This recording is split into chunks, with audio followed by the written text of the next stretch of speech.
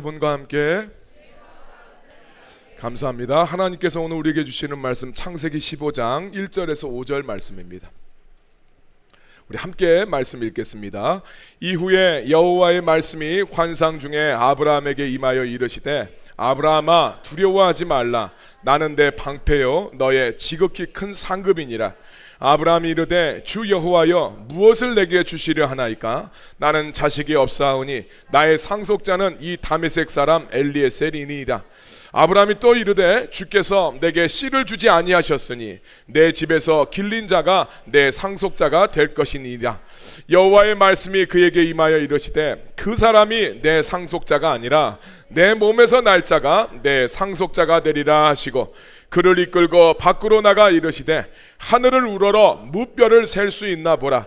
또 그에게 이르시되 내 자손이 이와 같으리라. 아멘. 자, 우리 서로에게 축복의 인사 함께 하겠습니다. 빛이 있으라. 빛이 있으라. 은혜와 생명의 빛이신 예수님이 여러분들의 삶 속에 충만하게 임하시길 예수님의 이름으로 축원합니다. 심리학 용어 중에서 중간지대의 불안이라는 말이 있습니다. 이미 시작은 되긴 됐는데 아직 완성되지 않은 이 과도기에서 느끼는 그 불안을 이야기합니다. 사진 한번 보여주시겠어요? 예. 이 서커스에서 공중근해 고개사가 지금까지 자기가 막 붙들고 있던 이 그네를 떠나서 다른 그네로 옮겨가는 이 공중에 붕 뜬 순간에 그때 느끼는 이 불안감이 중간지대의 불안입니다. 뭔가 지금 나는 내가 의지하고 있는 줄을 놓아버렸고 또 다른 지금 줄을 붙잡아야 되는데 그 사이에서 뭔가 지금 이루어지지 않습니다. 공중에 붕 떠 있는 것 같아서 그때 느끼는 그 불안감, 이것이 중간지대의 불안입니다. 오늘 창세기 15장 1절에서 하나님은 아브라함에게 두려워하지 말아라 라고 이야기를 합니다. 그러니까 아브라함도 이 중간지대의 불안함을 느끼고 있었던 것 같습니다. 하나님 말씀에 따라서 익숙했던 자기의 과거를 떠났지만 자기 삶에 하나님 약속하신 것들이 아직은 하나도 이루어진 것이 없기 때문입니다. 그때 이 길이 정말 맞는 건가? 나는 도대체 어떻게 해야 되는가? 이런 것들을 우리가 분명하게 알 수 없는 굉장히 모호함을 느끼게 되고 그때 우리들은 마음속으로 불안함을 또 느끼게 되죠. 특별히 우리 15장 1절 말씀 보면 이후에라고 이야기하고 있는데 이것은 14장에서 일어났던 사건들임을 이야기해 줍니다. 우리가 지난주에 한 번 이 내용들은 살펴봤죠. 절대로 아브라함이 이길 수 없는 전투에서 엄청나게 큰 승리를 거두면서 잡혀갔던 조카 롯과 수많은 백성들을 구원했던 내용들을 살펴봤습니다. 그러니까 여기서 이후에는 그 사건 이후를 이야기합니다. 자, 이걸 바라보면 아브라함이 지금 가고 있는 길은 엉뚱한 길로 가는 게 아니었어요. 하나님 말씀에 순종해서 하나님 원하시는 길을 걸어가고 있습니다.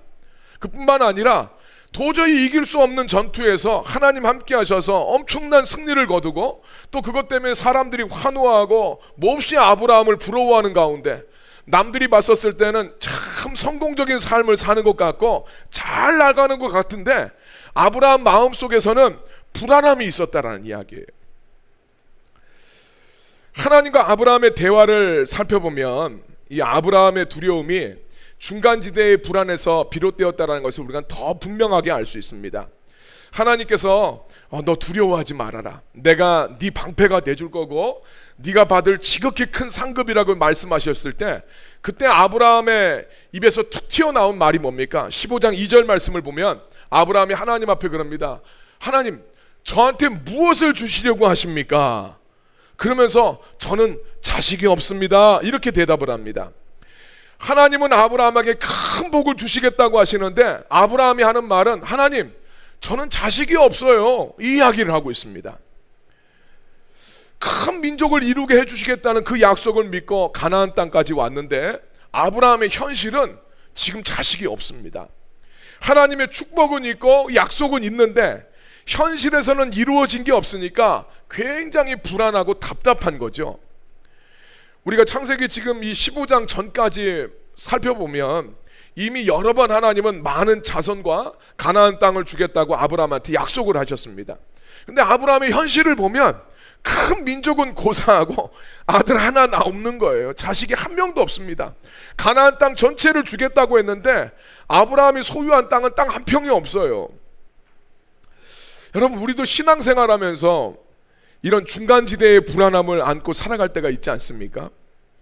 하나님 주시는 은혜가 있어서 그것 때문에 우리가 가슴에 막 터질 듯한 감격을 안고 살아갈 때가 있습니다. 또 우리 살아가다 보면 내 힘으로 할 수 없는 일인데 정말 하나님께서 하셨다라고 밖에 고백할 수 없는 하나님의 은혜를 경험합니다. 그러면서도 우리 마음속에 이런 일이 또 생기면 어떻게 하지? 그런 염려가 있죠. 은혜는 받고 기도는 하지만 내 삶 속에서 하나님께서 약속하셨던 것, 이게 내 손에서 딱 잡히진 않아요. 하나님 앞에 받은 약속은 있는데 당장 내 현실에서는 뭔가 이루어진 게 하나도 없는 것 같습니다. 그럴 때 우리가 참 답답하고 마음속에 이 불안한 생각이 찾아올 수 있다는 이야기입니다. 자, 오늘 말씀을 보면 아브라함은 이 미래에 대한 불확실성 때문에 마음속에 이 불안함을 갖게 되었어요. 근데 성경을 보면 두려워하지 마라, 염려하지 마라, 이런 말씀을 굉장히 많이 하고 있습니다. 그 이유가 뭔지 아십니까? 사실 이 불안함과 두려움은 우리로 하여금 판단력을 흐리게 만들기 때문이에요. 아브라함을 한번 보십시오. 우리 2절 말씀을 보면 아브라함은 하나님께서 자기에게 어떤 상급을 주시겠느냐라고 하나님 앞에 질문을 합니다. 하나님, 저한테 뭘 주시려고요? 이렇게 질문을 했습니다. 그럼 하나님 대답을 기다려야 되잖아요. 그런데 아브라함이 하나님 대답을 기다리질 못합니다. 하나님 대답 기다리지 않고, 하나님, 저는 자식이 없어서 내 모든 것을 받을 상속자는 다메섹 출신 저 엘리에셀이라는 종이 내 상속자가 될 것입니다 라고 하나님 앞에 대답을 합니다. 여러분, 여기서 아브라함의 상태가 느껴지십니까? 불안하고 두려우니까 하나님 앞에 질문을 던져놓고는 답은 기다리질 못해요. 마치 기도는 열심히 하는 것 같은데 하나님이 주시는 응답은 들으려고 하지 않습니다. 그리고 그러니까 자기가 하고 싶은 대로 해버리는 그런 성도들의 모습하고 똑같습니다. 3절 말씀을 보면 은근히 하나님 탓도 하고 있어요. 하나님, 제가 이렇게 불안한 이유가 뭔지 아십니까? 하나님이 나한테 자식을 안 주셔서 그래요. 그 이야기를 주님 앞에 하고 있습니다. 나는 열심히 했는데, 나는 믿음으로 살았는데 하나님이 약속을 안 지켜주셔서 지금 이런 상황이 되었다라고 이야기를 합니다. 여러분, 우리가 이 불안함과 두려움이 우리를 찾아올 때 이걸 굉장히 조심해야 돼요. 하나님의 뜻을 들어보려고 하지 않는 거예요. 그러면서 자기가 하고 싶은 대로 해버리고 문제의 탓을 하나님 앞에 돌려버리는 겁니다. 이처럼 두려움과 불안함은 우리의 판단력을 흐리게 만들어요. 그래서 성경에서는 두려워하지 말라라고 하는 말씀이 그렇게 많이 나오는 겁니다. 그래서 여러분, 마음에 두려움이 찾아왔었을 때, 그럴 때는 뭘 성급하게 막 하시려고 하면 안 됩니다. 두려울 때 막 조급함이 또 찾아와요. 지금 안 하면 안 될 것 같고, 지금 빨리 뭔가를 해야 될 것 같은데, 그럴 때 뭘 결정하고 뭘 하게 되면 나중에 그게 또 문제가 됩니다. 그래서 여러분, 두려움이 막 찾아왔었을 때는 주님 앞에서 지금 엎드리고 주님 앞에 좀 기다릴 필요가 있어요. 이 땅에서 살아가는 우리 신앙인들은 이미와 아직 사이에 살아간다고 그랬어요. 이게 중간지대입니다. 우리는 이미 구원받았어요. 그러나 우리의 구원이 아직 완성된 건 아니에요. 이게 신학적인 이야기예요. 이미와 아직 가운데 살아갑니다. 우리는 하나님 앞에 이미 약속은 받았어요. 그러나 그 약속이 아직 이루어진 건 아니에요. 그래서 이 중간지대 속에서 우리는 불안할 수가 있어요. 이게 우리 성도들의 상황입니다. 그래서 우리들이 이 상황 속에서 불안함이 찾아왔었을 때 거기에서 자유로울 수 있는 사람은 아무도 없습니다. 그래서 오늘 우리가 나머지 시간들은 이 불안함을 우리가 어떻게 다루어가야 되는지에 대해서 함께 오늘 말씀을 통해서 우리가 살펴보도록 하겠습니다. 여러분, 불안함이 찾아왔었을 때 첫 번째로 하나님 앞에 기도하셔야 돼요. 기도하시는데 중요한 것은 생각을 교정받아야 됩니다. 불안함과 이 두려움은 우리의 분별력을 흐리게 하기 때문에 그때야말로 하나님 앞에 나아가서 기도하고 하나님께 의뢰하면서, 또한 중요한 것은 하나님 말씀으로 우리의 생각이 교정을 받을 필요가 있습니다. 단순히 문제 생겼으니까 기도해야지라는 것이 아니라 기도와 말씀을 통해서 생각을 교정받아야 됩니다. 이게 중요해요. 오늘 말씀을 보면 하나님이 아브라함에게 두려워하지 마라, 내가 받을 상급이 아주 크다, 이렇게 하나님 말씀하시는데, 아브라함은 하나님이 자식을 주시지 않아서 제 집에서 자란 종 엘리에셀이 내 상속자가 될 것이라고 하나님 앞에 대답을 합니다. 그때 하나님께서 말씀을 통해서 아브라함의 생각을 교정시켜 주시죠. 자, 4절 말씀입니다. 15장 4절 말씀 보니까 하나님의 말씀이 아브라함에게 임합니다. 그래서 아브라함한테 이야기합니다. 아브라함아, 네가 말한 그 사람이 네 상속자가 되는 게 아니야. 네 몸에서 태어나는 자가 너의 상속자가 될 것이다 라고 하나님께서 아브라함의 생각을 교정시켜줘요. 이게 우리가 붙잡아야 될 포인트입니다. 우리는 많은 기도를 하는 게 중요하다고 생각을 해요.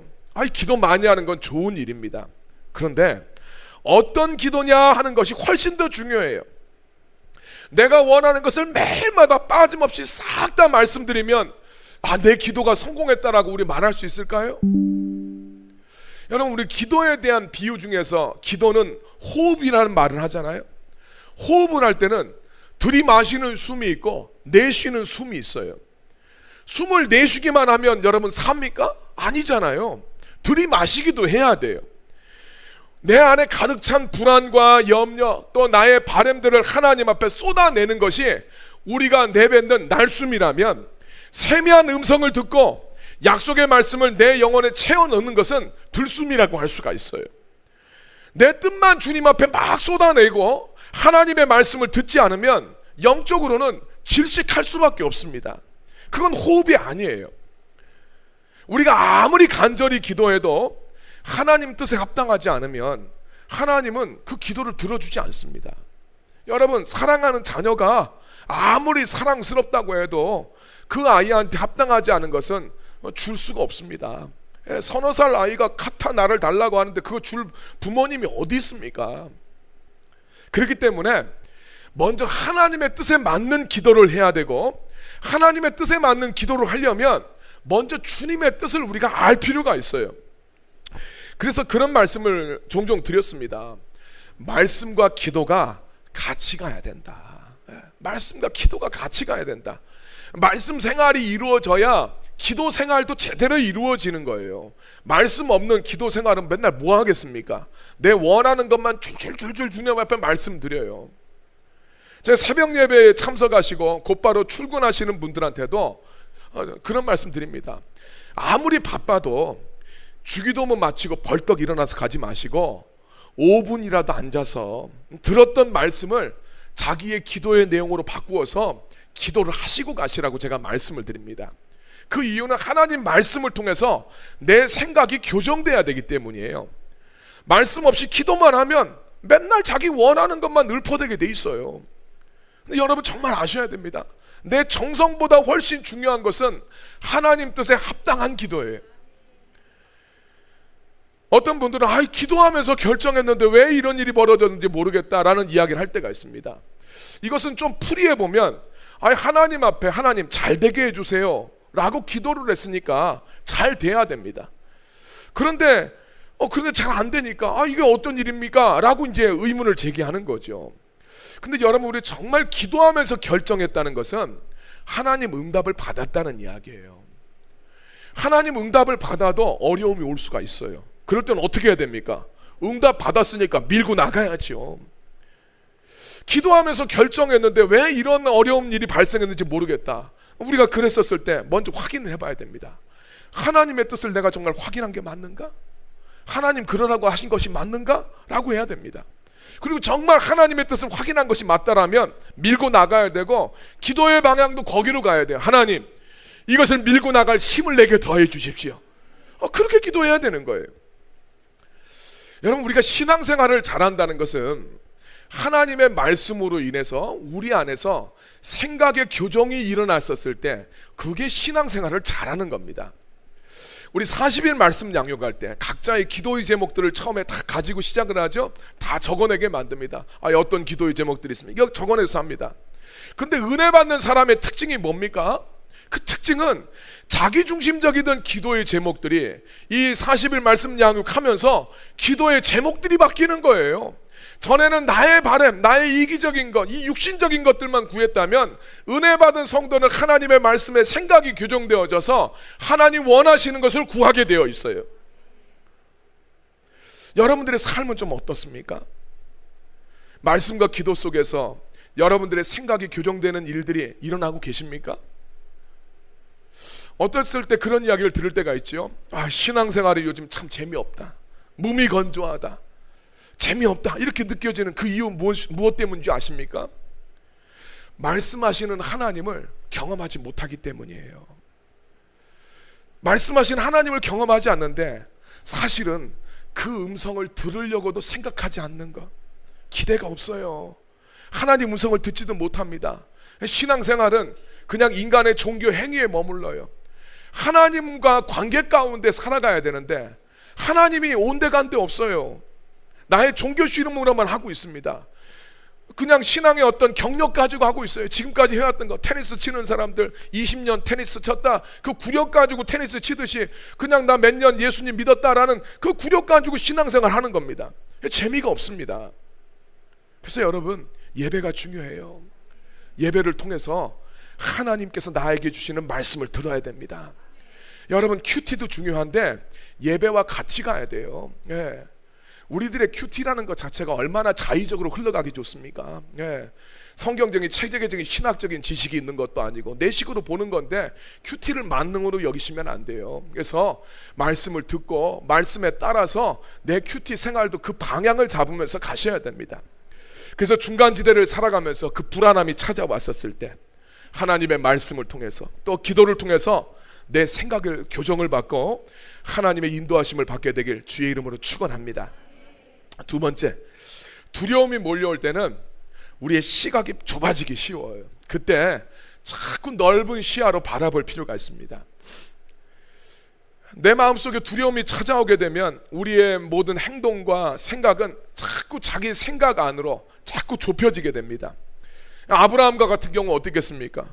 왜 나한텐 자식이 없지? 저 집은 저렇게 잘 되는데 왜 우리 자식은, 나는 자식이 없지? 하나님 약속했는데 이건 왜 안 이루어 주시는 거지? 하나님 정말 살아계시는 거 맞나? 하나님 역사하시는 게 진짜인가? 야, 이건 내가 지금 세뇌된 거 아닌가? 내가 지금 막 저 목사가 저렇게 막 하니까 감언 이세를 속아가지고 내가 이거 교회에 지금 막 끌려 나오는 거 아닌가? 이런 생각에 자꾸 몰입하게 됩니다. 자, 그래서 하나님께서 우리 5절 말씀을 보면 아브라함을 이끌고 밖으로 나가시죠. 그래서 하늘의 별들을 바라보게 하십니다.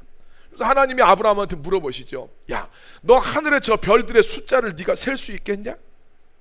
못 세죠. 앞으로 네 자손이 이와 같을 거야. 하나님 그렇게 말씀을 해주십니다. 왜 하나님께서 아브라함을 밖으로 이끌어서 별들을 바라보게 하시면서 이런 말씀을 하셨겠습니까? 아브라함의 생각이 자꾸 자기 생각 안으로, 자기 내면으로 고착되지 않고 생각의 지경이 훨씬 더 넓어지기를 하나님이 원하셨기 때문이에요. 여러분, 우리에게는 한계가 있지만 우리가 믿는 하나님에게는 능치 못할 일이 없음을 믿으시길 바랍니다. 우리의 수준에서 문제를 보면 참 높아 보이고 엄청나게 거대해 보입니다. 그러나 여러분, 하늘에서 바라보면 다 고만고만 하잖아요. 하늘에서 봤었을 때 압도적인 게 뭐가 있습니까? 하늘에서 바라보면 지구도 요만해 보이지 않습니까? 우리 관점에서 삶을 바라보면 중간지대의 불안함을 피할 방법이 없습니다. 다 거기에 휘둘리고 그 속에서 살아가요. 근데 거기에 휘둘리기 시작하면 하나님의 약속을 잃어버리게 되고 결국은 세상적인 선택을 할 수밖에 없습니다. 그래서 불안함이 찾아왔었을 때 하나님의 관점에서 세상과 내 삶의 문제를 좀 조망해 볼 필요가 있어요. 내 입장에서만 보는 것이 아니라 하나님의 관점, 땅에 있는 시각이 아니라 하늘에서 바라보면 완전히 달라듯이. 우리 뒤에 있는 가야산 작지요. 뭐 해발 500m니까 높은 산 아니잖아요. 근데 저기만 올라가도 사실상 작아 보이잖아요. 하나님의 관점에서 우리의 삶을 바라볼 필요가 있다는 거예요. 그래서 오늘 8절 말씀을 보면 하나님의 거듭되는 약속에도 아브라함이 불안해하니까 이 아브라함이 하나님 앞에 하나님의 약속을 내가 무엇을 통해서 이것을 확증할 수 있겠습니까? 하나님 앞에 질문을 던져요. 하나님께서 아브라함하고 그래, 언약식을 맺자라고 이야기합니다. 그래서 이 언약식을 하시면서 하나님께서 이제 장차 이루실 하나님의 계획을 아브라함한테 말씀해 주시는 장면들이 나옵니다. 자, 이때를 바라보면 하나님의 계획이 있다는 걸 알게 돼요. 13절 말씀, 하나님이 아브라함한테 이야기합니다. 네 후손들은 이방에서 객이 되어 400년 동안 이방인들을 섬기게 될 것이다. 그들에게 많은 좀 괴롭힘을 당하게 될 거다. 후손이 있을 걸 이야기합니다. 14절 말씀, 그러나 때가 되면 내가 그들을 괴롭히는 나라를 징벌할 것이고 네 후손들은 큰 재물을 가지고 나오게 될 거다. 16절 말씀, 네 후손들은 4대 만에 이 땅으로, 가나안 땅으로 돌아올게 될 것인데, 이렇게 시간이 걸리는 이유는 이 땅에 살고 있는 아모리 사람들, 이 가나안 사람들이죠. 그 사람들의 죄가 아직 차지 않았기 때문에 지금 이렇게 시간이 걸리는 거다라고 하나님이 말씀을 하세요. 여기서 우리가 주목해야 봐야 될 것은, 하나님께서 지금 아브라함한테 당장 눈앞에 아들 한 명을 주는 수준이 아니라 거대한 하나님의 구원의 역사를 디자인하고 계시다는 것을 알려주고 계세요. 하나님이 바라보는 사이즈와 인간이 생각하는 사이즈가 완전히 다릅니다. 또한 400년의 기다림의 시간은 인간의 입장에서는 불필요하게 생각이 되지만, 하나님은 그 시간을 통해서 아브라함의 가문을 한 민족으로 키워내시는 거예요. 한 명이, 지금 우리 그런 말씀 드렸죠. 70명이 들어가서 400년 동안에 남자만 60만, 적어도 300만, 400만이 되는 민족으로서 성장해 나가는 것이 인구학적으로는 불가능한 이야기라는 거예요. 그런데 그 엄청난 역사를 하나님께서 이집트에서 속히 이루어내시는 거예요. 긴 시간처럼 보이지만 나중에 지나고 나서 보면 그 시간은 정말 짧은 시간이에요. 인간의 삶으로 생각할 수 없을 엄청난 단축이 이루어진 겁니다. 그리고 동시에 그 시간들을 통해서 하나님은 가나안 땅 아모리 사람들의 죄가 차기까지 공의로움으로 기다리시는 시간이 됩니다. 그러니까 아브라함의 입장에서는 하나님이 아무리 약속을 해주셨어도 속 시원하게 자기 손에 잡히는 게 없어서 불안하고 조급한 생각이 들었지만, 하나님은 당신의 방법과 시간 속에서 일하고 계셨다는 이야기입니다. 그래서 여러분들의 기도가 더디 응답되는 것처럼 보이고, 당장 하나님의 약속들이 내 손에 붙잡히지 않는 것처럼 여겨져서 불안함이 몰려왔었을 때 기억하실 게 있습니다. 내가 멈춰있는 그 순간에도 하나님은 일하시고 계시다는 거예요. 사실 우리가 하나님의 약속을 기다리면서 우리가 불안해하고 조급하지만, 사실 우리가 더 신경 써야 될 것이 있어요. 하나님의 약속이 내 삶 속에 이루어질 만큼 내가 거기에 걸맞게 성장하는 것에 우리는 훨씬 더 신경을 많이 써야 됩니다. 우리 몇 주 뒤에 살펴보겠지만, 아브라함에게 하나님께서 빨리 아들을 주시지 않고 99세가 될 때까지 기다리신 것에는 이유가 있었잖아요. 아브라함이 준비될 필요가 있었고, 그 시간들을 통해서 깨닫고 변화하고 성장해야 될 내용들이 있었어요. 우리 예레미야에 가보면 하나님께서 인생으로 하여금 근심하게 하시는 것이 하나님의 본심이 아니라고 이야기했어요. 하나님이 우리들한테 그런 시간들을 주시는 이유, 하나님이 그 시간을 갖다가 그냥 우리들을 힘들게 만들기 위해서 주시는 시간이 아니라는 거예요. 이유가 있다는 겁니다. 언젠가 텔레비전에서 세종문화회관에서 피아노 조율하시는 분의 이야기를 본 적이 있어요. 세계적인 연주자들이 세종문화회관 와서, 예수절의 전당 와서 연주하기 전에 뭘 하는 줄 아십니까? 먼저 조율을 합니다. 이 피아노가 정확한 소리를 내도록 피아노가 먼저 조율될 필요가 있어요. 조율되지 않는 악기는 아무리 비싸다 할지라도, 우리나라에 피아노 잘 치는 임윤찬이 와서 연주를 해도 좋은 소리를 낼 수가 없습니다. 마찬가지로 우리가 하나님 앞에서 제대로 쓰임 받으려면 우리의 생각이 조율될 필요가 있어요. 하나님은 기다림의 시간 속에서 일하시고 계시고 우리를 조율해 나가십니다. 때로는 우리를 조이실 때도 있고 우리를 풀리게도 하십니다. 그래서 하나님이 우리의 삶에 터치했었을 때 우리의 삶에서 정확한 소리가 나오길 원하시는 거예요. 그래서 여러분, 두려울 때 하나님 앞에 여러분들의 그 두려움의 내용들을 말씀드리세요. 그리고 주님 앞에 기도하실 때, 주님, 내 생각을 좀 넓혀 주십시오. 그렇게 주님 앞에 기도하세요. 그리고 내 눈에 확인할 수 없어도 하나님께서는 성실하게 일하시고 계시다는 것을 여러분 믿으시길 바랍니다. 그래서 여러분, 남들 신경 쓸 것이 아니라, 하나님에 대해서 할 것이 아니라, 내가 말씀 안에서 성장하고 내가 하나님의 뜻 가운데서 쓰임받을 수 있도록 주님 나를 다스려 달라고 주님 앞에 기도하시길 주님의 이름으로 축원합니다. 그리고 세 번째로, 여러분, 두려움이 찾아올 때도 하나님의 성실하심을 찬양하세요.